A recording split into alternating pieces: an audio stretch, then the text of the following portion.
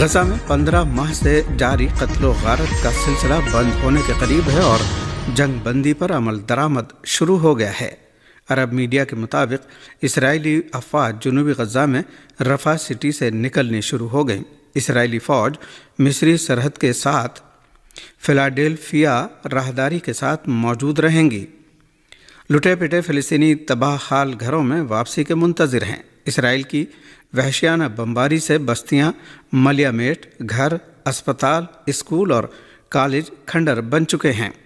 Hamas کے عسکری wing Al-Qassam brigade کے ترجمان ابو عبیدہ نے کہا ہے کہ قیدیوں کے تبادلے کے معاہدے کے تحت ہم نے 24 سالہ رومی گونن، 28 سالہ ایملی داماری اور 31 سالہ ڈورون شتمبر خیر کو رہا کرنے کا فیصلہ کیا ہے۔ 7 اکتوبر 2023 سے اب تک غزہ میں شہداء کی تعداد 47,000 ہو گئی ہے، جبکہ 1,10,700 سے زیادہ فلسطینی زخمی ہو چکے ہیں اور 11,000 کے قریب افراد ملبے تلے دبے ہوئے ہیں۔ اس دوران حماس کی زیر قیادت استقامتی محاذ کے مجاہدوں کے حملوں میں 1,139 سے زیادہ صہیونی ہلاک ہوئے ہیں اور 200 سے زیادہ کو یرغمال بنا لیا گیا۔ واضح رہے کہ جنگ کے 15 ماہ سے زیادہ عرصے میں صرف ایک ہفتے کے لیے جنگ بندی نومبر 2023 میں ہوئی تھی، جس میں دونوں طرف سے قیدیوں کو رہا بھی کیا گیا تھا۔ جنگ بندی معاہدے میں ثالث ملک مصر نے کہا ہے کہ اسرائیل جنگ بندی کے پہلے مرحلے میں 33 اسرائیلیوں کے بدلے 1,890 سے زیادہ فلسطینی قیدیوں کو رہا کرے گا۔ تاریخی جنگ بندی صہیونی حکومت کی ایک بڑی شکست ہے، کیونکہ وہ غزہ کی پٹی کے خلاف اپنی خونریز مہم کے دوران اپنے کسی بھی مقصد کو حاصل نہیں کر سکی۔ دریں اثنا صہیونی وزیر اعظم نیتن یاہو نے ایک بار پھر حماس کو دھمکی دی ہے کہ اگر جنگ بندی کی خلاف ورزی ہوئی تو اسرائیل دوبارہ جنگ شروع کر دے گا۔ صہیونی وزیر اعظم نیتن یاہو نے کہا ہے کہ امریکی صدر جو بائیڈن اور نو منتخب صدر ڈونالڈ ٹرمپ نے اسرائیل کو مکمل حق دیا ہے کہ وہ ضرورت پڑنے پر دوبارہ جنگ شروع کر سکتا ہے۔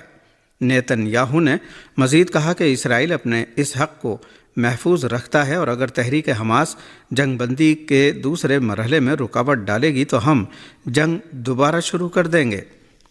نیتن یاہو نے اسرائیل کی جانب سے جنگ بندی کے بعد کیے گئے حملوں کا ذکر کیے بغیر دعویٰ کیا کہ غزہ میں جنگ بندی کا معاہدہ عارضی ہے۔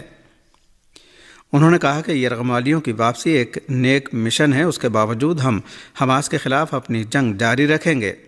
اسرائیل حماس کو غزہ میں ہتھیاروں کی ترسیل کی اجازت نہیں دے گا اور مغربی کنارے میں اپنی فوج میں اضافہ کرے گا۔ قابل ذکر ہے کہ صہیونی حکومت کے بعض اہم رہنما غزہ جنگ میں اسرائیل کی شکست اور اپنے اہداف کے حصول میں ناکامی کا اعتراف کر رہے ہیں۔ ادھر فلسطینی تنظیموں نے ایران کا شکریہ ادا کرتے ہوئے فلسطین کی قومی یکجہتی کے تحفظ پر زور دیا ہے۔ فلسطینی مزاحمتی تحریک حماس کی دعوت پر مختلف فلسطینی گروپوں اور جماعتوں نے قطر کے دارالحکومت دوحہ میں ایک اجلاس منعقد کیا، جس میں اسرائیلی غاصب حکومت کے ساتھ جنگ بندی معاہدے پر عمل درآمد اور قیدیوں کے تبادلے کا جائزہ لیا گیا۔ فلسطینی تنظیموں اور جماعتوں نے فلسطینی عوام بالخصوص ایران، لبنان، یمن اور عراق کی حمایت کرنے والے محاذوں کو سراہتے ہوئے فلسطینی قومی اتحاد کے تحفظ اور حالیہ جنگ بندی معاہدے کی بنیاد پر فلسطینی متفقہ حکومت کی تشکیل کی اہمیت پر زور دیا۔ فلسطینی تنظیموں نے ایران کا شکریہ ادا کیا اور فلسطینی قومی یکجہتی کے تحفظ پر زور دیا۔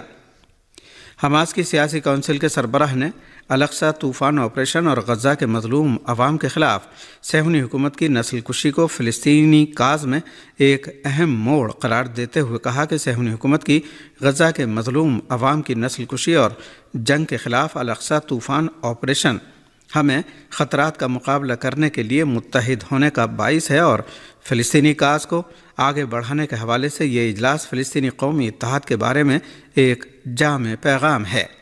شرکاء نے فلسطینی تنظیموں کے تمام استقامتی گروپوں کو خراج تحسین پیش کیا، جنہوں نے غزہ کے عوام کا تحفظ اور صہیونی حکومت کی جارحیت کا بہادری سے مقابلہ کیا۔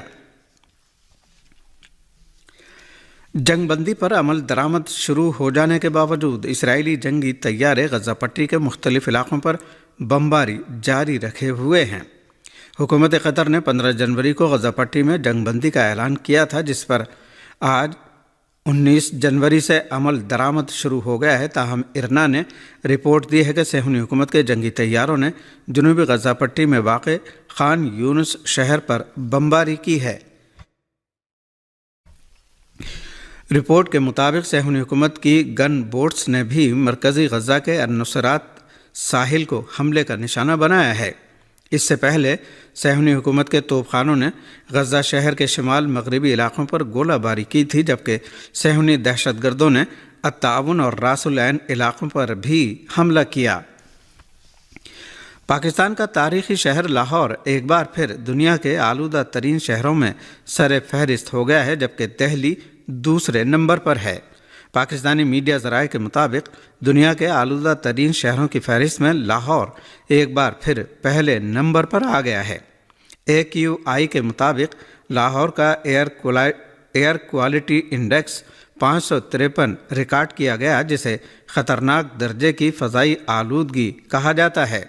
उधर हिंदुस्तान का दारुल हुकूमत दिल्ली आलूदा तरीन शहरों की फहरिस्त में दूसरे नंबर पर रहा। दिल्ली का एयर क्वालिटी इंडेक्स 425 रहा। पाकिस्तान का मारूफ शहर कराची भी आलूदगी में किसी से पीछे नहीं है। मौसूला रिपोर्ट के मुताबिक आलूदा तरीन शहरों में कराची 7वें नंबर पर है और इसका एयर क्वालिटी इंडेक्स 186 रिकॉर्ड किया गया है। कई महीने के एहतजाज के बाद किसानों और हिंदुस्तान की मरकज़ी हुकूमत के दरमियान अब कुछ बर्फ़ पिघलती नज़र आ रही है।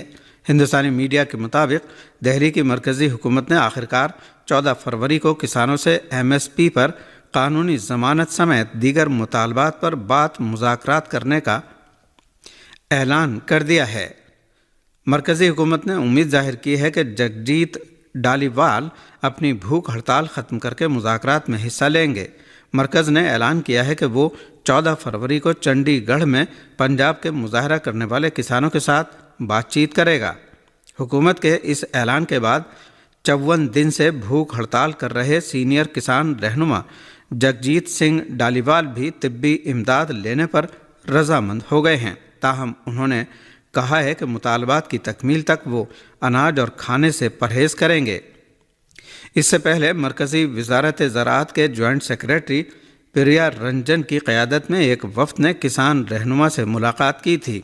वफ़द ने गैर सियासी मुश्तरका किसान मोर्चे और किसान मज़दूर मोर्चे के नुमाइंदों के साथ भी गुफ्तगू की, जो गुज़श्ता 11 माह से एहतजाज कर रहे हैं।